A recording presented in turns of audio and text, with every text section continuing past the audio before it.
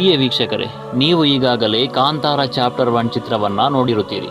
ಅದರಲ್ಲಿ ತೋರಿಸಿದಂತೆ ದೈವಗಳನ್ನು ವಾಮಾಚಾರದ ಮೂಲಕ ನಿಗ್ರಹಿಸಲು ಸಾಧ್ಯವಿದೆಯೇ ಎಂಬ ಕುರಿತಾಗಿ ಕೆಲವೊಂದು ಮಾಹಿತಿಗಳನ್ನು ಇವತ್ತಿನ ವಿಡಿಯೋದಲ್ಲಿ ತಿಳಿಯೋಣ.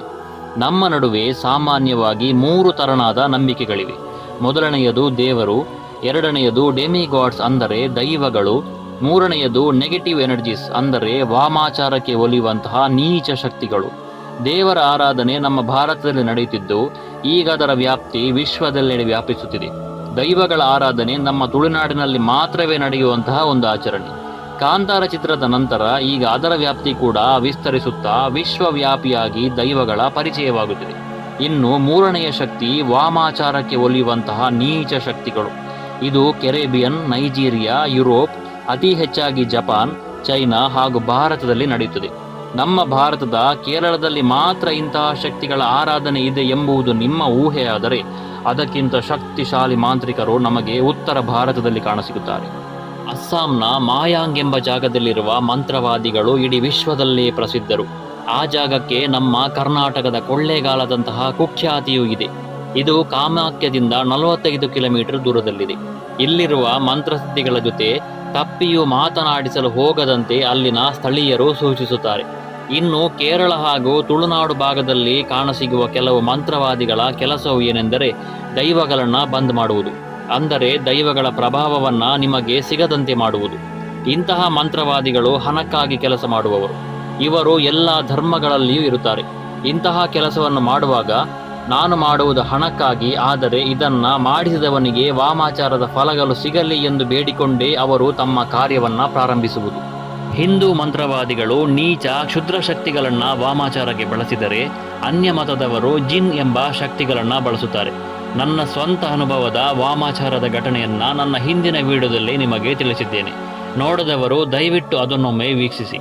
ಆ ಘಟನೆಯನ್ನು ಸಂಕ್ಷಿಪ್ತವಾಗಿ ಹೇಳಬೇಕೆಂದರೆ, ನಮ್ಮ ಸಂಸಾರಕ್ಕೆ ಮಾಟದಿಂದ ವಿನಾಶಿ ಕ್ಷುದ್ರ ಶಕ್ತಿಯೊಂದನ್ನು ಕಳುಹಿಸಿ ಅದರಲ್ಲಿ ನನ್ನ ಅಜ್ಜಿಯು ಮರಣ ಹೊಂದುತ್ತಾರೆ. ನಂತರದ ಪ್ರಶ್ನೆ ಚಿಂತನೆಯಲ್ಲಿ ಆ ಶಕ್ತಿಯ ಕೆಲಸದ ಅರಿವು ನಮಗುಂಟಾಗಿ ಅದಕ್ಕೆ ತಕ್ಕ ಪರಿಹಾರವನ್ನು ಮಾಡಿ ಕೊನೆಗೆ ಇನ್ನು ಮುಂದೆ ಕ್ಷುದ್ರ ಶಕ್ತಿಗಳಿಂದ ನಮಗೆ ರಕ್ಷಣೆ ಬೇಕೆಂಬ ಕಾರಣದಿಂದಾಗಿ ದೈವಗಳನ್ನು ನಂಬುತ್ತೇವೆ. ಆದರೆ ಇಂತಹ ದೈವಗಳನ್ನೇ ಮಾಟ ಮಂತ್ರದಿಂದ ಬಂಧಿಸಲು ಸಾಧ್ಯವಿದೆಯೇ ಎಂಬಂತಹ ನಿಗೂಢ ಪ್ರಶ್ನೆಗೆ ಉತ್ತರವನ್ನು ಕಂಡುಕೊಳ್ಳುವ ಒಂದು ಸಣ್ಣ ಪ್ರಯತ್ನ ನಮ್ಮದು. ಸಾಮಾನ್ಯವಾಗಿ ಎಲ್ಲ ಕುಟುಂಬಗಳಲ್ಲಿಯೂ ಧರ್ಮದೈವ ಪಂಜುರ್ಲಿ ಇರುತ್ತದೆ. ಮನೆಗಳಲ್ಲಿ ಸಾಮಾನ್ಯವಾಗಿ ಕಲ್ಲುರ್ಟಿ, ಮಂತ್ರದೇವತೆ ಮತ್ತು ಗುಳಿಗನ ಆರಾಧನೆಗಳು ಇರುತ್ತವೆ. ಎಲ್ಲ ದೈವಗಳನ್ನು ಮಂತ್ರವಾದ ಮೂಲಕ ಬಂಧಿಸಲು ಆಗುವುದಿಲ್ಲ. ಯಾಕೆಂದರೆ ಎಂತಹುದೇ ಮಂತ್ರವಾದವನ್ನು ಭೇದಿಸುವ ಶಕ್ತಿ ಕೆಲವು ದೈವಗಳಿಗೆ ಇರುತ್ತವೆ. ಅವುಗಳಲ್ಲಿ ಬಹಳ ಪ್ರಮುಖ ದೈವಗಳೆಂದರೆ ಕಲ್ಲುರ್ಟಿ, ಕೊರಗಜ್ಜ ಮತ್ತು ಕೊರತಿ ಎಂಬ ದೈವ. ಇವುಗಳನ್ನು ಬಂಧಿಸಲು ಅಥವಾ ಕಟ್ಟಿಹಾಕಲು ಇವತ್ತಿನವರೆಗೆ ಯಾವುದೇ ಮಂತ್ರವಾದದಿಂದ ಸಾಧ್ಯವಾಗಿಲ್ಲ ಎನ್ನುತ್ತಾರೆ. ಇಂತಹ ಅನೇಕ ದೈವಗಳಿವೆ. ಅವುಗಳ ಪ್ರಭಾವಕ್ಕೆ ಯಾವ ವಾಮಾಚಾರಕ್ಕೂ ಉಳಿಗಾಳವಿರುವುದಿಲ್ಲ. ತುಳುನಾಡಿನಲ್ಲಿ ದೈವಗಳನ್ನು ನಂಬುವುದರ ಉದ್ದೇಶ ತಮ್ಮನ್ನು ಇಂತಹ ವಾಮಾಚಾರಗಳಿಂದ ಕಾಯುವುದಕ್ಕೆ ಹಾಗೂ ನಿತ್ಯ ಕೆಲಸಗಳಲ್ಲಿ ಯಾವುದೇ ತೊಡಕುಂಟಾಗದಂತೆ ಆಶೀರ್ವದಿಸುವ ಶಕ್ತಿಗಳಿರಬೇಕು ಎನ್ನುವುದಾಗಿದೆ. ಹಾಗಾಗಿ ತುಳುನಾಡಿನುದ್ದಕ್ಕೂ ಮನೆ ಮನಗಳಲ್ಲಿ ದೈವಗಳ ಆರಾಧನೆ ಇದೆ. ದೈವಾರಾಧನೆ ಹೇಗೆ ಒಳ್ಳೆಯದಕ್ಕೆ ಬಳಕೆಯಾಗುತ್ತದೆಯೋ ಅಂತೆಯೇ ವಾಮಾಚಾರ ಕೆಟ್ಟ ಕೆಲಸಕ್ಕೆ ಬಳಕೆಯಾಗುತ್ತದೆ. ಎಲ್ಲಿ ಧನಾತ್ಮಕತೆ ಇರುತ್ತದೆಯೋ ಅಲ್ಲಿ ಋಣಾತ್ಮಕತೆ ಇರಲೇಬೇಕು. ದಕ್ಷಿಣ ಕನ್ನಡದ ಕಡಬ ತಾಲೂಕಿನಲ್ಲಿರುವ ದೀವಿ ಮಂತ್ರವಾದಿಯೊಬ್ಬ ತನ್ನ ಮಂತ್ರವಾದದ ಮೂಲಕ ತನಗೆ ಕಂಡ ಪ್ರತಿ ಗ್ರಾಮದೇವರ ಮತ್ತು ದೈವದೇವರ ಪ್ರಭಾವ ವಲಯವನ್ನು ಕಡಿಮೆ ಮಾಡುವ ಕೆಲಸವನ್ನು ಮಾಡುತ್ತಿರುತ್ತಾನೆ. ಬಳಿಕ ದೈವಸ್ಥಾನದ ಬ್ರಹ್ಮ ಕಲಸದಂತಹ ಸಂದರ್ಭದಲ್ಲಿ ಅಷ್ಟಮಂಗಲ ಪ್ರಶ್ನೆ ಇಟ್ಟಾಗ ಈ ವಿಚಾರವು ಗೋಚಾರಕ್ಕೆ ಬರುತ್ತದೆ. ಮುಂದೆ ಅದಕ್ಕೆ ಸೂಕ್ತ ವ್ಯವಸ್ಥೆಯನ್ನೂ ಮಾಡಲಾಗುತ್ತದೆ.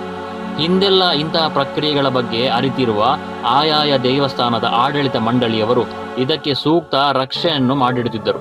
ಆದರೆ ಈಗ ದೇವಳದ ಆಡಳಿತ ಮುಜರಾಯಿ ಇಲಾಖೆಗೆ ಹೋದ ಮೇಲೆ ಇಂತಹ ವಿಚಾರಗಳ ಬಗ್ಗೆ ಯಾರೂ ಅಷ್ಟೊಂದು ಗಮನವನ್ನು ನೀಡುತ್ತಿಲ್ಲ.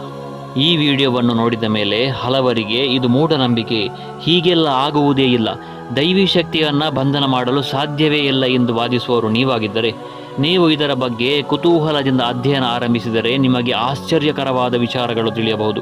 ತುಳುನಾಡಿನಲ್ಲಿ ಸಾಮಾನ್ಯವಾಗಿ ಇಂತಹ ಪ್ರಯೋಗಗಳ ಕುರಿತಾಗಿ ಗಮನಕ್ಕೆ ಬಂದರೆ ಮನೆಯಲ್ಲೊಂದು ತೆಂಗಿನಕಾಯಿಯನ್ನು ಇಟ್ಟು ಪೊಳಲಿಯ ತಾಯಿ ರಾಜರಾಜೇಶ್ವರಿಯನ್ನು ಸ್ಮರಿಸಿ ಇರುವ ನೀಚ ಶಕ್ತಿಗಳೆಲ್ಲ ತೆಂಗಿನಕಾಯಿಗೆ ಹೋಗಿ ಸೇರಲಿ ಎಂದು ಪ್ರಾರ್ಥಿಸಿ ಅದನ್ನು ಆಕೆಯ ಸನ್ನಿಧಾನಕ್ಕೆ ತೆಗೆದುಕೊಂಡು ಹೋಗಿ ಕ್ಷೇತ್ರಪಾಲನ ಸನ್ನಿಧಿ ಎದುರು ಬಿಟ್ಟು ರಾಜರಾಜೇಶ್ವರಿಗೆ ಖಡ್ಗಮಾಲಾ ಪೂಜೆ ಸಲ್ಲಿಸಿ ಬರುವ ಪ್ರತೀತಿ ಇಂದಿಗೂ ಇದೆ.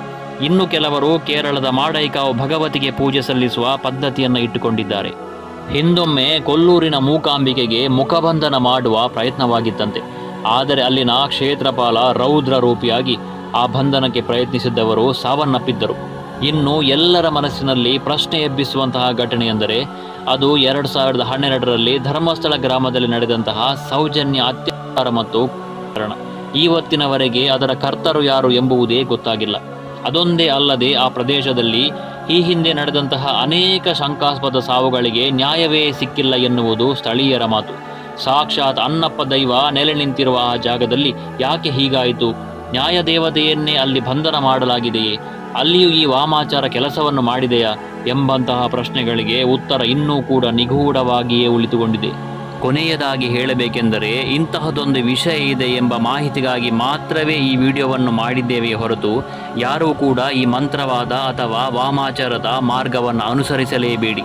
ಕಲಿಯುಗದಲ್ಲಿ ದೇವರು ತನ್ನ ಶಕ್ತಿಯನ್ನು ತೋರಿಸದಿದ್ದರೂ ದೈವಗಳು ತೋರಿಸದೇ ಇರೋದಿಲ್ಲ ಎಂಬ ಪ್ರತೀತಿ ಇದೆ. ಆದರೂ ಸಹ ಕೆಲವೇ ಸಂದರ್ಭಗಳಲ್ಲಿ ದೈವಗಳ ಶಕ್ತಿ ಅಗೋಚರವಾಗಿ ವಾಮಾಚಾರದ ಪ್ರಭಾವ ವಿಜೃಂಭಿಸಿದರೂ ಕೂಡ ಒಮ್ಮೆ ಅದು ಉಲ್ಟಾ ಹೊಡೆಯಿತೆಂದರೆ ವಾಮಾಚಾರ ಮಾಡಿದವರ ಜೊತೆಗೆ ಅವರ ಸಂಸಾರವು ಸರ್ವನಾಶವಾದ ಅನೇಕ ಉದಾಹರಣೆಗಳಿವೆ. ಅನ್ಯಾಯ ಎಷ್ಟೇ ಮೆರೆದರೂ ನ್ಯಾಯದ ಮುಂದೆ ಗೆದ್ದ ಉದಾಹರಣೆ ಇತಿಹಾಸದಲ್ಲೇ ಇಲ್ಲ ಎನ್ನುತ್ತಾ ನಿಮಗೂ ಈ ವಾಮಾಚಾರದ ಕುರಿತಾದ ಅನುಭವಗಳಿದ್ದರೆ ದಯವಿಟ್ಟು ಕಮೆಂಟ್ನಲ್ಲಿ ತಿಳಿಸಿ. ಹಾಗೆಯೇ ಇಂತಹ ವಾಮಾಚಾರಗಳ ಬಗ್ಗೆ ಯಾವತ್ತಿಗೂ ಜಾಗರೂಕರಾಗಿರಿ ಎನ್ನುತ್ತಾ ಇನ್ನೊಂದು ವಿಡಿಯೋದೊಂದಿಗೆ ಮುಂದಿನ ಸಂಚಿಕೆಯಲ್ಲಿ ಸಿಗೋಣ. ಅಲ್ಲಿಯವರೆಗೂ ನಮಸ್ಕಾರ.